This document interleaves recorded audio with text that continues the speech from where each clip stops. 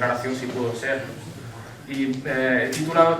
esta pequeña intervención con dos versos malos de un poema malo que le dedicaron a María de Mendoza, pero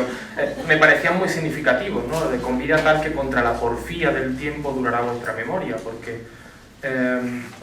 una mujer de tan alta, que llegó tan alto en el sistema imperial de Carlos V por su matrimonio, con su marido mantuvo una estrategia activa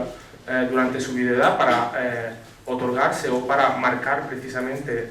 una individualidad bastante fuerte, como veremos, pero a la que el tiempo la ha maltratado, porque no tenemos retratos de ella, no los conservamos, espero que estén perdidos, que los podamos encontrar, de algunos artistas tan importantes como Tiziano o así se elenca entre los bienes del Alcázar antes de ser quemado un retrato de Tiziano de la mujer de Cobos, de Francisco de los Cobos, o por ejemplo un retrato de Alonso Berruguete sobre el que trataremos, ¿no? No lo he encontrado tampoco, pero espero encontrarlo. O una mujer a la que muchas de las obras que ella patrocinó, sobre todo arquitectónicas, como puede ser el Hospital de San Bartolomé de Valladolid, o al que patrocinó, no sabemos bien su arquitectura porque era ya una fundación ya creada, o las huellas de ese primer convento de las descalzas, de Carmelitas Descalzas de Valladolid, pues no nos han llegado, ¿no? Pero sí nos han llegado los testimonios escritos y intentaremos con ellos, y algunos gráficos que intentaré interpretar de una manera que ya verán, que nos permitirán seguir ese rastro y quizá el tiempo no haya podido con ella, ¿no? Porque una mujer que, como dice Damasio de Frías, que en su mocedad había mandado el mundo, ahora triunfa en su mayor edad del cielo por ese tipo de vergetismo religioso el que destaca Damasio de Frías, ¿no? Pero que termina una frase y me parece muy significativo, por muy exacerbada que sea la hipérbole, que ella donaba como una reina, incluso más que una reina, ¿no? Y eso es lo que destaca Damasio de Frías, ¿no? María de Mendoza debió nacer, si seguimos a Martín de Salinas, que nos dice que cuando casa en 1522 era una muchacha de unos 14 años,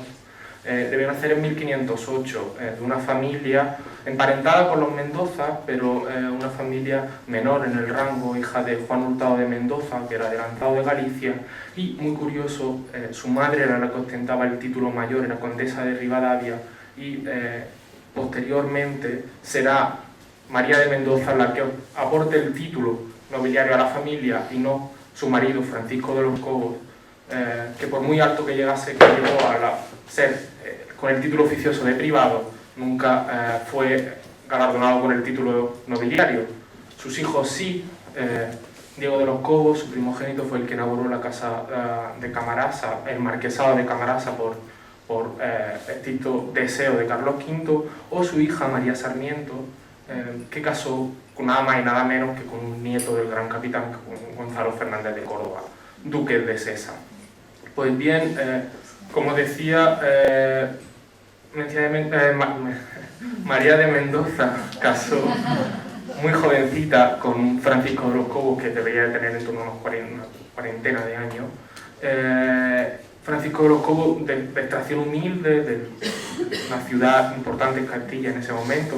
de Úbeda, que llegó a ser comendador mayor de los Bastimientos de León, de la Orden de Santiago, fue consejero de Estado. Su último año fue contador mayor de Castilla, secretario de Felipe II, y ostentó el título adelantado de Andalucía, de Cazorla,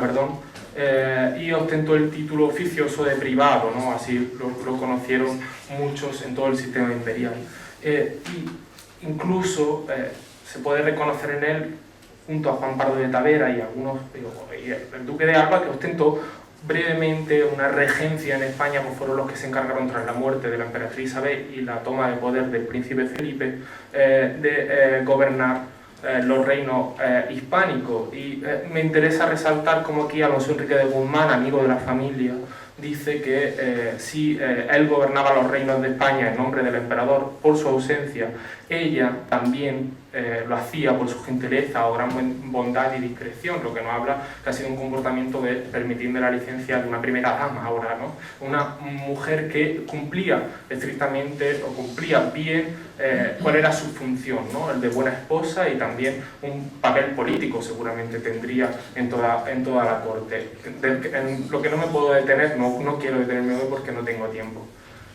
Pero lo que más me llama la atención es que, o lo que aquí nos interesa, es que ella debería de vestirse así, como una gran dama de la corte. Y me parece muy curioso que este López de Soria, este miembro de la embajada veneciana, de la embajada imperial en Venecia, se postula a ser proveedor, en este caso entiendo que sea proveedor, porque él habla de que le fiarán, porque va en nombre de Cobos, proveedor de Doña María. Lo cual quiere decir que si todos los, digamos, productos más lujosos, he traído aquí para ilustrar un fondo de Tiziano, que, no, que son en realidad para ilustrar ese mundo lujoso de las casas venecianas, ¿no? De esos productos que venían de Oriente también, ¿no? En particular. Y digo que si este personaje, que también proveía de pinturas de Tiziano o hacía de enlace con Tiziano, también se postulaba para comprar en gran cantidad, estaría comprando este tipo de materiales para adornar su casa y a su persona como tal, ¿no? O, por ejemplo, me parece muy significativo que ella sea la diana de gran número de regalos lujosos, y llamemos la atención aquí que muchas veces quien regalaba era una soberana, era una mujer, ¿no? Sí, esto lo entendió muy bien el duque de Mantua, Federico II, y luego lo hizo su señora esposa, Margarita Paleóloga. Por ejemplo, Nicolás Maffei escribe a la secretaría del duque de Mantua: su señoría le diga a nuestro señor ilustrísimo que parece mejor que su señoría mandase hacer un abanico con el mango digno de un duque de Mantua, y si no, media docena de calzas para la mujer de Cobos, porque son cosas que compran los hombres. O, por ejemplo, cuando se trata de un regalo de la duquesa de Mantua a María de Mendoza, escribe Giovanni Anello, no le podía venir mejor el nombre: di los anillos a la señora María de Mendoza, los cuales fueron aceptados de buena gana y alabados enfáticamente, diciendo que su belleza no podía medirse. Después entró en el mar de las obligaciones que el señor, su consorte y ella tenían con su señoría, los cuales eran tantos que no bastarían a agradecerle suficientemente. O un regalo de la reina de Hungría, que reporta Martín de Salinas: fui a dar mi carta al comendador mayor y antes que el negocio hablase le dije la comisión que tenía para con la señora Doña María de Mendoza. Era una comisión del embajador de Fernando, que después era emperador Fernando, ante la corte imperial, su mujer. Holgó del presente, aunque no lo he oído porque había gente. Yo recibí su licencia, permitió que este embajador le presentase ese presente a Doña María, y lo presenté a la señora Doña María con el mandamiento y palabras que de ella me escribiste. Su señoría lo recibió graciosamente con ambas manos, rinde infinita gracia a la reina mi señora, como tienen de costumbre todos los que reciben algo. ¿De acuerdo? Es un material, es un objeto de lujo que está cumpliendo unas funciones diplomáticas, y en este caso ella también tenía una posición importante dentro de la política, dentro de las relaciones diplomáticas, de acuerdo, ¿no? Con el rango que ostentaba el matrimonio, en este caso su marido. Y hablando de los regalos, siempre me ha llamado la atención ¿no? Que es un retrato que encarga Diego López de Ayala, un canónigo de la Catedral de Toledo, que encarga un retrato para Doña María, que lo haga Berruguete. Y este retrato es en 1578 en su palacio vallisoletano, es el único que se reconoce la autoría, es el único del que se reconoce una autoría. El resto de piezas no tenemos autor, excepto esta que dice: otro retrato de mi señora Doña María de Mendoza que hizo Berruguete. Pues bien, en este caso a mí me interesa resaltar que cuando uno regala, al que le regala algo que le vaya a gustar y que sea decoroso, ¿no? El feliz hallazgo o la feliz publicación, que yo vine a conocer como casi todos, que es la exposición que se está celebrando ahora mismo Alonso Berruguete en Valladolid, es una carta de Alonso Berruguete que nos habla de que en 1533 ya estaba en contacto con el matrimonio de una manera muy familiar, ¿no? Pero sobre todo lo que más me llamaba la atención es que Berruguete estaba escribiendo a María de Mendoza, no estaba escribiendo a Francisco de los Cobos, lo cual creo que hay que tenerlo bastante en cuenta. Y sobre todo le estaba escribiendo porque pedía su intercesión ante el pleito que estaban teniendo con el monasterio de San Benito de la ciudad, en el que Berruguete no reconocía que estaba siendo pagado suficientemente. Esa intercesión y esa familiaridad, de hecho, él escribe a María de Mendoza: voy a ponerme al servicio del comendador mayor y de su señoría, que en ese momento no se encontraba en Valladolid, es decir, iba a salir de Valladolid para tenerlo a su encuentro. Me hizo pensar que ya, evidentemente, el que estaba regalando Diego López de Ayala regalaba algo que para María de Mendoza sería muy preciado, porque era una obra de Berruguete. Y sobre todo, poner de relieve que quizá María de Mendoza, en ausencia del comendador, estuviese fomentando el encuentro de artistas. En este pleito interviene justamente tasando, llamado por Alonso Berruguete, Julio de Aquiles, un artista que siempre ha pasado y que muy probablemente fue así, un artista llamado de Italia por el comendador mayor, por Francisco de los Cobos. Y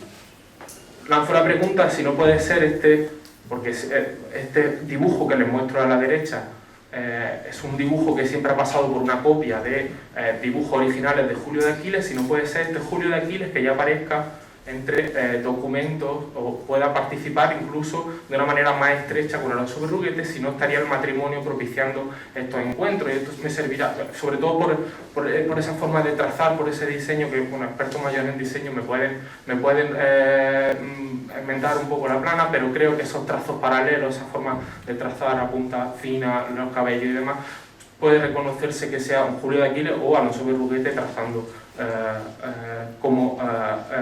Julio de Aquiles, ¿no? Voy a hacer un breve inciso y luego volveremos sobre esto. Si María de Mendoza pudo ser punto de encuentro de estos artistas, sobre todo en la ausencia del comendador mayor, porque ella dispondría un poco las obras que se encargaban desde el matrimonio, para llamar la atención sobre ese cambio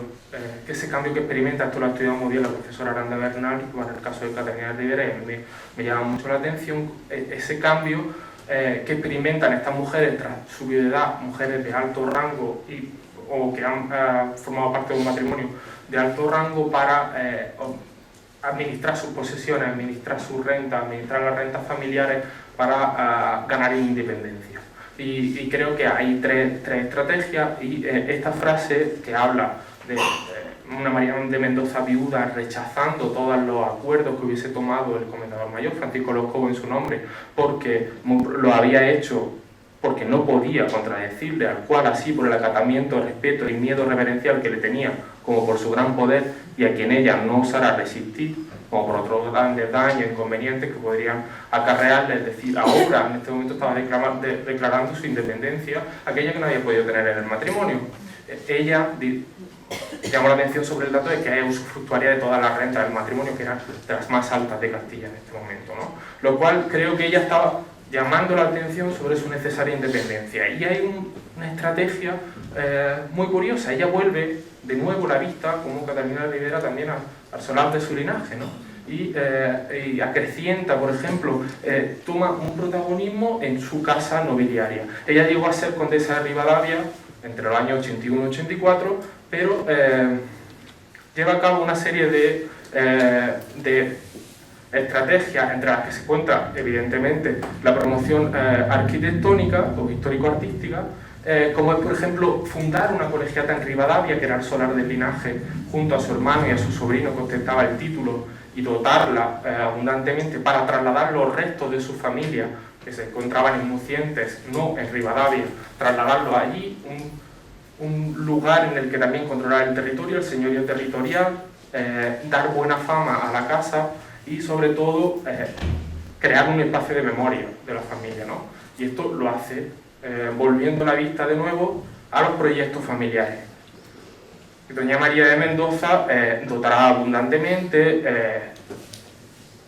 disponiendo claramente que tenían que ser para el reparo y el edificio de la dicha iglesia, donde en esa capilla mayor donde debían estar enterrados sus predecesores, y todavía en el siglo XVII había algunas obras que ella se había encargado de mandar a esta iglesia, que se encontraban todavía en Valladolid, y se reconocían algunas obras que ella quería dotar a esta colegiata. O por ejemplo, no me voy a parar aquí, pero algunos ejemplos de vegetismo religioso, que sería esa segunda estrategia, como las fundaciones de la Reforma Carmelitana, esa primera fundación de Santa Teresa en Valladolid, que creo que es la cuarta, de Santa Teresa en Castilla, y sí me quiero detener en esta escultura, porque creo que ella tiene también, para lo que diríamos posteriormente, creo que ella tiene una decisión. Ella ve la escultura de una forma un arte que le permitía trasladar otros mensajes, ¿no? Sobre todo duraderos, ¿no? Y me llama la atención que si seguimos a Antonio de Cianca, este historiador de la vida de San Segundo, que ella decidiese entregar 200 ducados para hacer una obra del obispo a esa ermita de San Segundo en Ávila, en vez de un dosel de brocado. Si ella finalmente toma esa decisión, quizás estaba privilegiando un tipo de obra sobre otra para marcar su lugar en la iglesia. Tenemos que tener en cuenta que una obra, cuando se presentaba en el lugar más sagrado, también era casi, con lo escudo de la familia, era casi ponerse en el lugar, ¿no? Todos los fieles que acudiesen a la iglesia estarían reconociendo una obra patrocinada por una persona, en este caso María de Mendoza. Y una tercera estrategia, que es en la que estoy trabajando ahora, que es la continuidad y discontinuidad con el proyecto familiar. Y el proyecto familiar, a la muerte de Cobos, el más importante era sin lugar a duda completar el panteón que estaban erigiendo en Úbeda, el panteón familiar, ese primer hito, ese lugar de la memoria del linaje que se estaba construyendo. Y María de Mendoza, entre otras cosas, lo que tiene que hacer es defender su naturaleza de fundadora y patrona al mismo nivel que el que tenía Cobos, incluso peleando con el obispo de Jaén, ya que el obispo de Jaén estaba intentando usurparla para hacerle la visita y controlar una iglesia que era de las más ricas. Por eso ella se defiende y escribe a los capellanes diciendo que ella no es sucesora, ella es tan fundadora y tan patrona como lo fue su marido, ¿no? O incluyendo las armas fundidas de las dos casas, a la izquierda las de Cobo, a la derecha las de los Sarmiento Mendoza, en esta reja, aquí traigo solo un detalle, una reja que encarga en Toledo, muy probablemente de Villalpando, y que coloca en la iglesia, ¿no? Son armas fundidas que digan que entre los dos son tan responsables de la obra como uno es tan responsable de la obra como la otra, ¿no? Y terminar algunas labores de decoración. Y aquí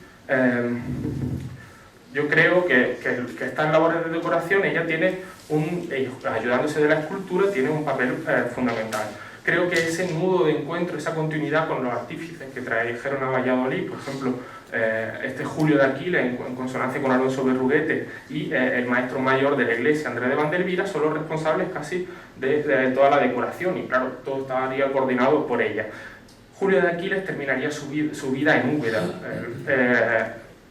Moriría allí encargado de dar trazas y pintar en el palacio, tanto en el palacio familiar, y también se le documenta dando trazas en la iglesia. Y yo creo que le debemos atribuir a él ciertos recuerdos de su formación romana que estarían, creo, en los diseños que luego se llevarían a la escultura en Úbeda. Esto, por muy anacrónico que pueda, o por mucha distancia que podamos hablar, estamos hablando de una decoración que yo creo que se lleva a cabo en los años 50, justo antes de la terminación de la iglesia, recordando diseños de Perino del Vaga o del ambiente rafaelesco. Bueno, al fin y al cabo es Rafael, la estanza de la signatura, vienen de ahí, de este Julio de Aquiles que estaba dando trazas, ¿no? Incluso quizás sea el mismo que está trazando, que está haciendo dibujos de grutesco en este anónimo de la Biblioteca Nacional, del que traigo un detalle, que sea este mismo el que esté trazando este dibujo, se pueda ligar a esta decoración de la iglesia, ¿no? Y sobre todo lo que yo creo que ella tiene una intervención fundamental es en la finalización de este gran retablo de Alonso Berruguete que se había concertado, que por lo menos el primer documento que tenemos sobre él es en 1546, a 6 meses de la muerte de Francisco de los Cobos, en el que había encargado un retablo que incluía imágenes. Las imágenes que poseía la familia y que yo entiendo que serían las imágenes que serían incluidas en ese retablo y que no es lo que tenemos ahora mismo aquí, ¿no? Sería porque cuando ellos donan dice que sobrarían algunas imágenes que irían para la iglesia y que no es el retablo que creo que se llevó finalmente a cabo. Creo que ella modifica ese proyecto, aquí traigo un diseño famoso diseño de Uffizi, que está en Uffizi, que está en Florencia, que es preparatorio para el Cristo, que creo que está en la serie, que desde San Benito, lo que ella conocía bien, pasa por esas figuras centrales casi que están que organizan toda la composición, que están casi flotando en un espacio sin suelo, ¿no? Y que empieza la serie, yo creo que en San Benito, continúa por este dibujo que ahora mismo está en Londres, y que en este pequeñísimo relieve también lo encontramos como esa figura central, frontal, que organiza toda la composición, y que debió modificarse siguiendo esa tradición, y por el contacto que tenían Alonso Berruguete y María de Mendoza, debió modificarse en este momento ya sin Francisco de los Cobos, ¿no? Esta es la hipótesis que quería lanzar y que son los rastros que ella va construyendo para mantener su memoria, ¿no? Y sobre todo también me quería apoyar en que Andrés de Vandelvira, el maestro mayor de la Iglesia, ya tan tarde como en 1569, en un interrogatorio en el que María de Mendoza está defendiendo su derecho al patronazgo de la Iglesia, Andrés de Vandelvira dice que él conoce que había sido Berruguete el autor, que se concertó con él el retablo y que él mismo, esto lo hemos tratado y lo hemos discutido mucho la profesora María Ángeles Ajello, a la que agradezco mucho sus indicaciones, pudo ser el que en ese concertario, ordenallo, pudo ser quien diese las trazas. De hecho, él está documentado dando trazas para otra obra dentro de la iglesia. Y un retablo que no que ya tan escondido de esas rocallas del siglo XVIII, sino ese banco anterior que trazaría Vandelvira, que ya incluye también el sagrario, una ostentación de la Eucaristía en el centro mismo del retablo, podría responder más bien a modelos ya de mediados del siglo y no al primitivo proyecto de Berruguete, y habría que darle toda la autoría de